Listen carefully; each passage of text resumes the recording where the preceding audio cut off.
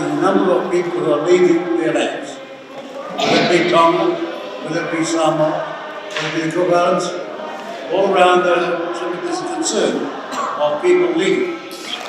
And we are very focused as a government on ensuring we do our utmost to keep the economies in the Pacific alive, to keep their people and their populations going forward with confidence in the future.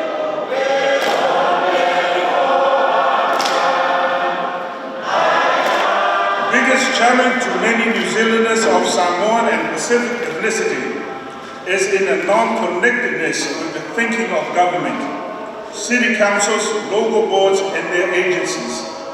As a result, many New Zealanders of Pacific ethnicity tend not to participate in significant matters that affect their well-being.